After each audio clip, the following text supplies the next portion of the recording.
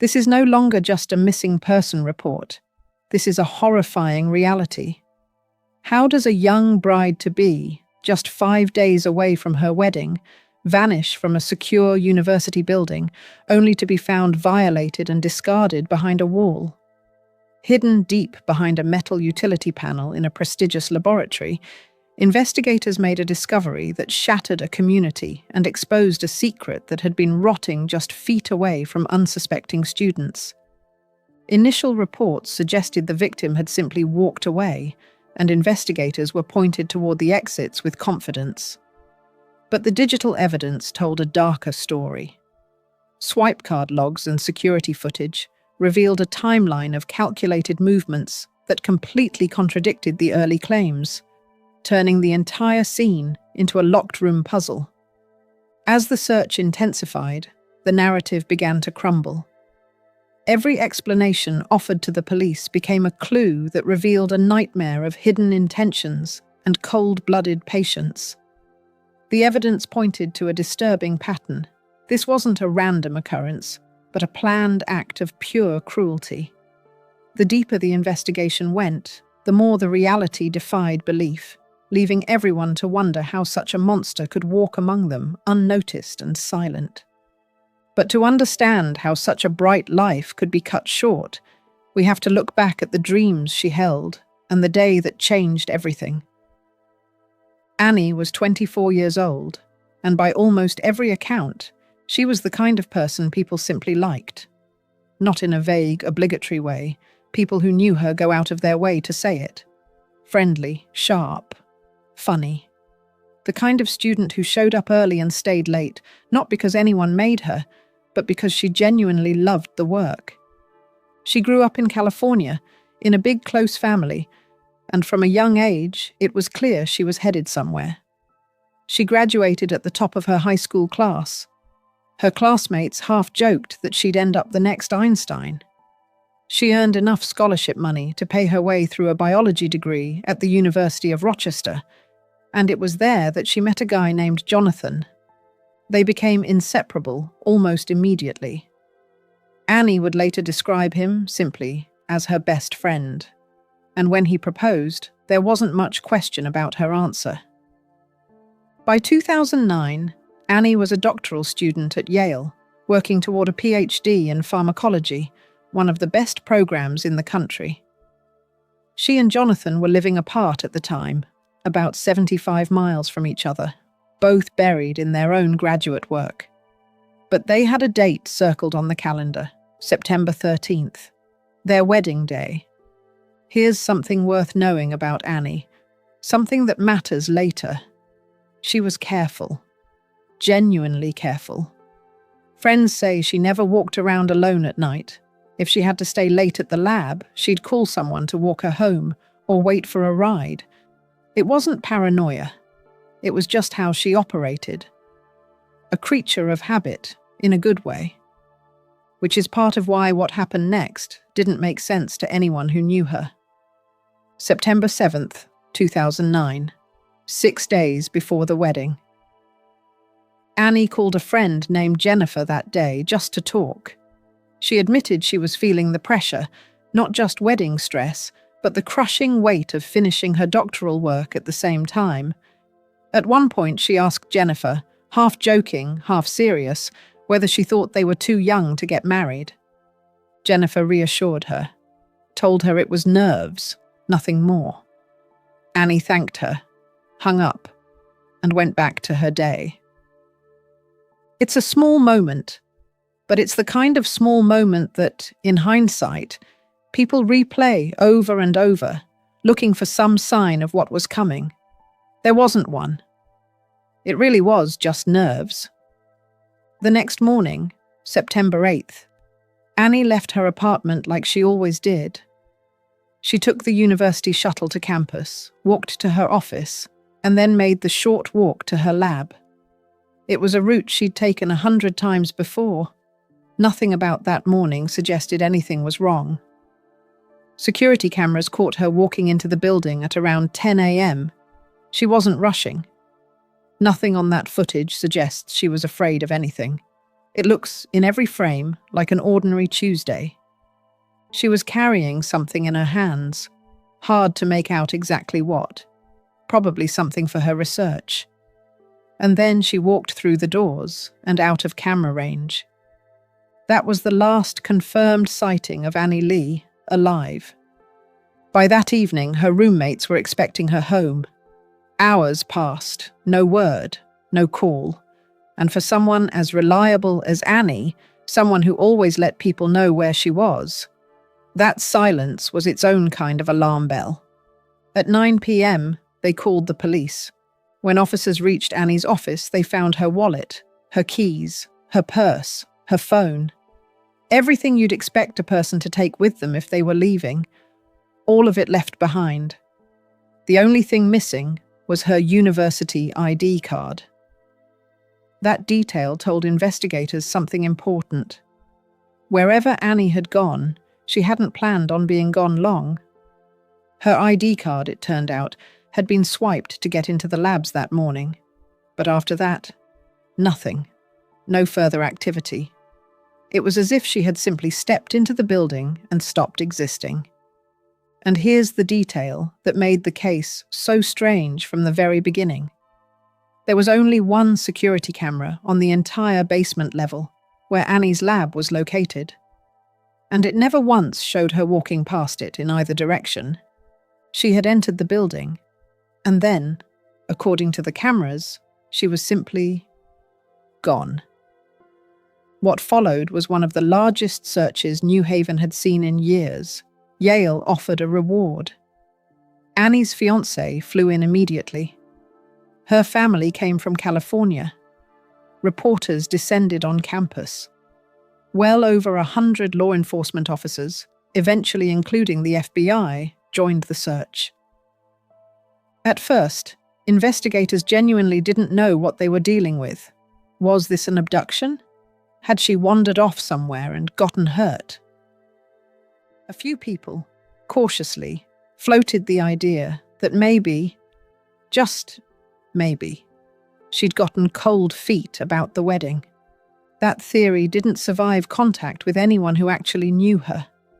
Friends pointed out she'd been planning this wedding for over a year, down to the smallest details. She'd even been tracking weather patterns to make sure the day would be perfect. This wasn't someone looking for an exit. This was someone counting down the days. Investigators searched every hallway, every closet, every storage room, every outdoor bin around the building.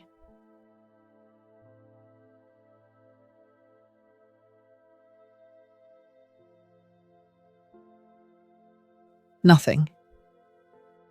Then, a few days in, they went back and looked closer. In Annie's lab, they found a single drop of blood on a shelving unit. In a nearby storage room, they found small beads on the floor, later confirmed to have come off Annie's necklace. It wasn't much, but it was enough to change the entire tone of the investigation. Then came the ceiling. Officers lifted a ceiling tile in the lab and found a bloody sock, and a single blue surgical glove tucked up above the tiles.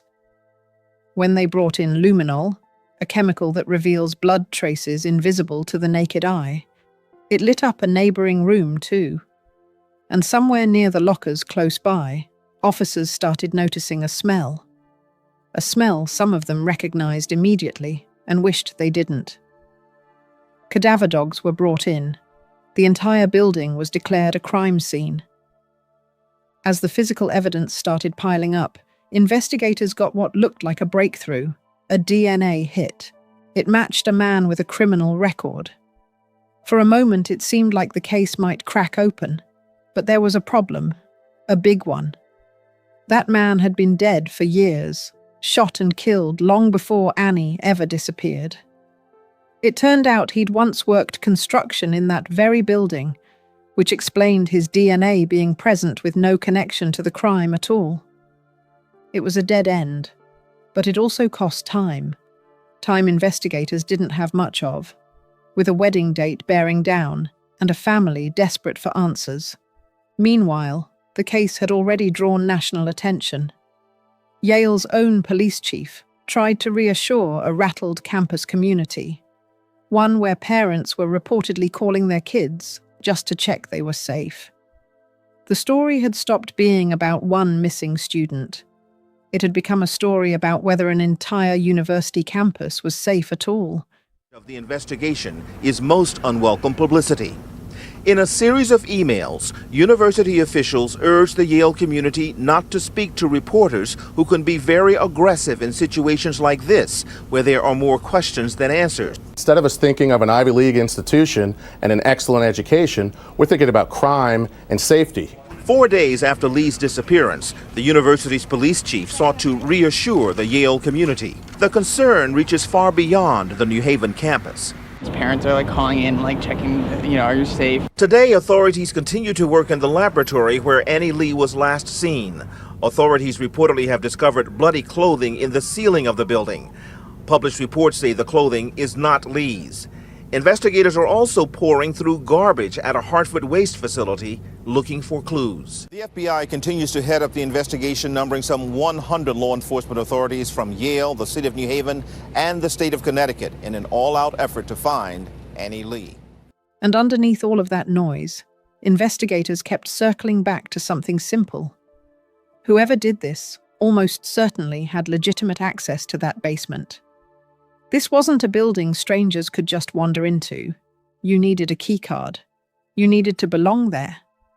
Which meant, whether anyone wanted to admit it or not, this was very likely someone Annie knew, someone who worked alongside her. September 13th, 2009. It was supposed to be Annie's wedding day. Instead, at 5 o'clock that afternoon, investigators found her. Her body had been hidden behind a metal utility panel in the basement, stuffed into the wall near the lockers, close to the same rooms where the blood evidence had been found days earlier. The state medical examiner determined she had died from asphyxiation, pressure applied to her neck. She had a broken jaw and a broken collarbone, injuries she sustained while she was still alive. There was also evidence of a sexual assault. Near her body, investigators found her keycard and another blue surgical glove, matching the one discovered in the ceiling days before. It's hard to overstate what that date meant. Annie had spent the last year of her life planning every detail of this day, the flowers, the napkins, even checking the weather forecasts, and instead, on the morning she should have been getting ready to walk down the aisle, her family was being told she was gone. Her fiancé Jonathan would later wear the wedding ring she never got to give him. Here's something that had happened quietly, in the background, while the public search was still unfolding. Early on, a lab technician named Ray had come forward. He told police he'd clocked in around 7 that morning, seen Annie in the lab, and believed he'd seen her leave just before the fire alarm went off that afternoon. It seemed like a helpful lead. Except investigators checked it against the camera footage from 70 different cameras around the building, and none of them showed Annie leaving. Not one. Which meant Ray hadn't just given police an unhelpful tip. He'd given them something false, and without meaning to, put himself directly in their line of sight. As detectives pulled keycard records, the picture around him got harder to ignore. Only 3 people had swiped into that particular lab that day. One was a contractor, quickly ruled out. Annie was another.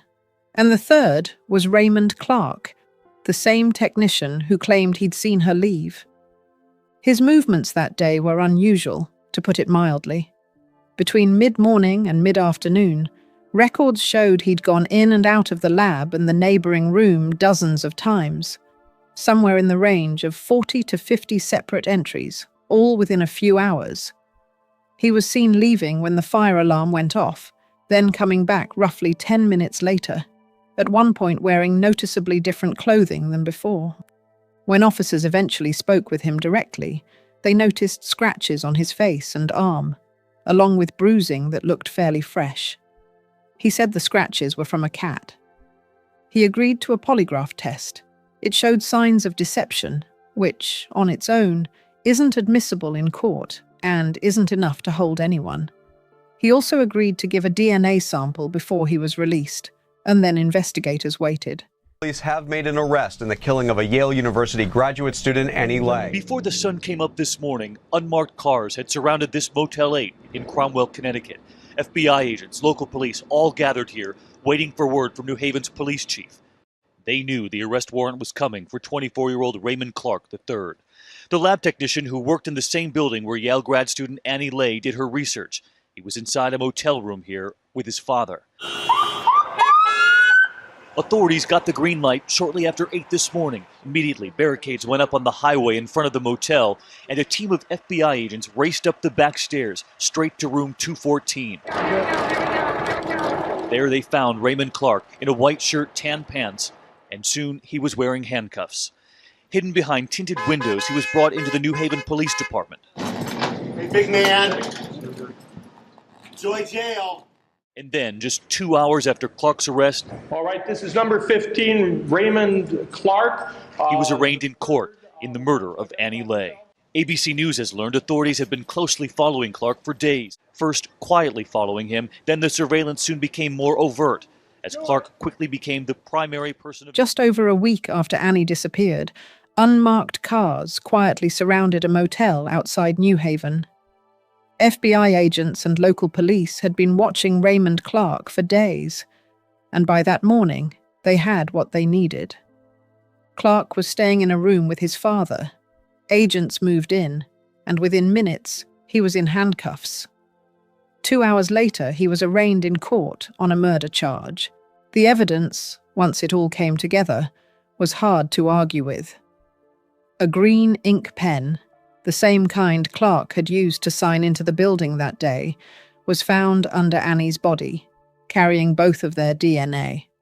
The bloody sock from the ceiling and the lab coat Clark had been wearing both contained a mixture of Annie's blood and his own.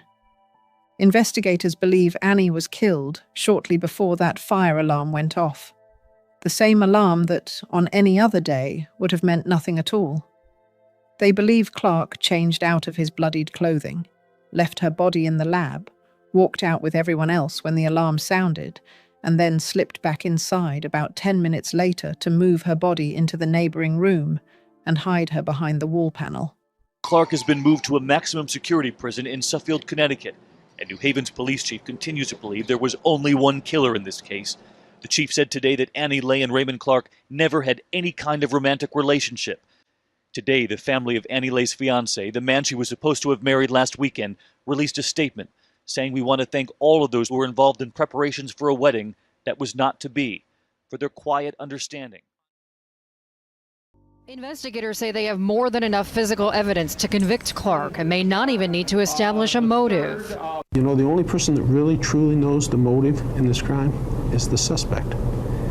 What made him do what he did? And we may not know till trial, or we may never know. Today's New York Post reports Lay's body was so mangled with broken bones it wasn't recognizable, and that Raymond Clark may have accidentally tripped a fire alarm with his or Lay's security swipe card. Clark's attorney, Joseph Lopez, plans to file a complaint over what he claims are excessive leaks from police to the media. As Annie Lay's family prepares for their final goodbyes, Pastor Dennis Smith asked for prayers for two families in need. Who knows what happened exactly? If he is the individual that did it, he certainly needs our prayers, and his family needs our prayers. As for why, that part was never fully explained. The closest thing to a motive investigators ever found was an email Annie had sent out that same morning, letting colleagues know she'd be away for a few days on her honeymoon after the wedding. Clark had opened it. What, if anything, that stirred in him, he never really said. There was one more detail that came out later, one that hadn't made headlines at the time. Years before the murder, Clark's name had briefly surfaced in an unrelated police report tied to an alleged assault. It hadn't led anywhere, and nothing about his official record at Yale suggested any prior discipline. To almost everyone who knew him, he came across as ordinary, friendly even. Annie was laid to rest not long after. Her funeral was broadcast, so that people who couldn't be there in person could still say goodbye. Her mother spoke about how she still carried her daughter with her, even now.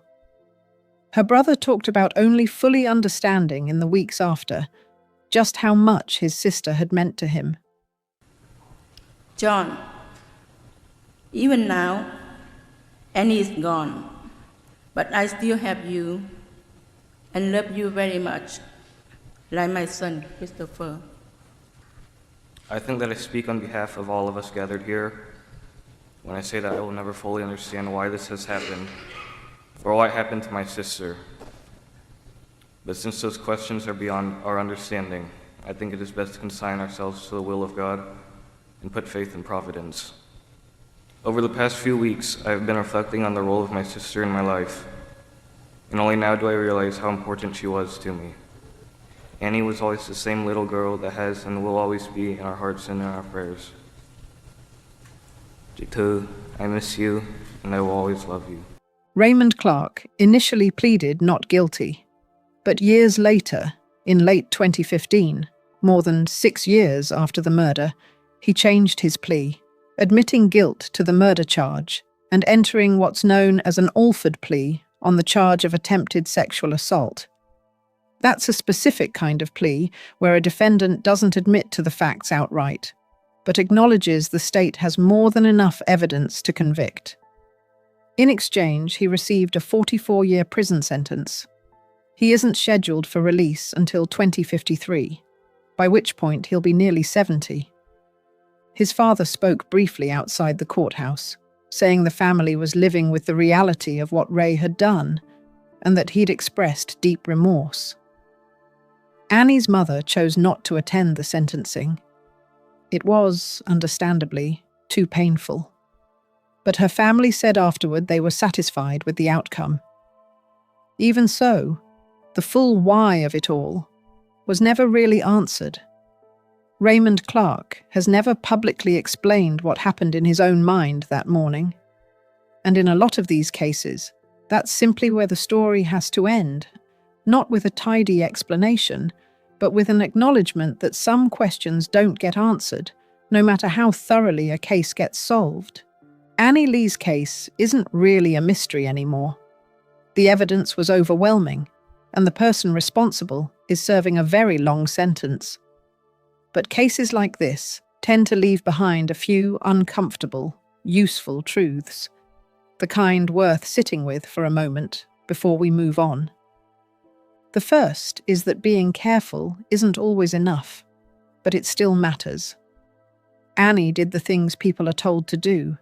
She avoided walking alone at night. She made sure someone was with her if she worked late.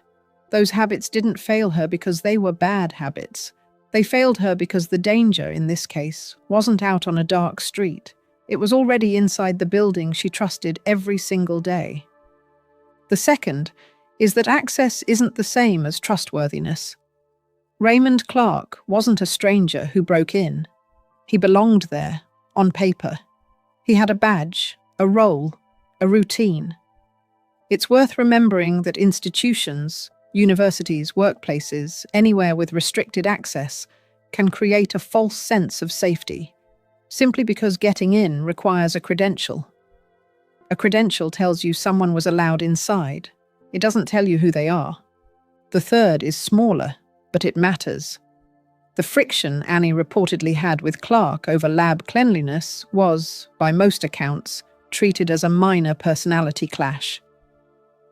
In hindsight, it's a reminder that ongoing tension between co-workers, even when it seems trivial, is worth taking seriously rather than dismissing. And the last thing worth remembering isn't really a lesson at all. It's just Annie herself. 24 years old, days from marrying her best friend, weeks from finishing a degree she'd worked incredibly hard for. People who knew her keep using the same word to describe her. Good. A good person, a good friend, a good scientist with a future in front of her. That's usually how these stories should end, not with the person who took a life, with the person who lived one.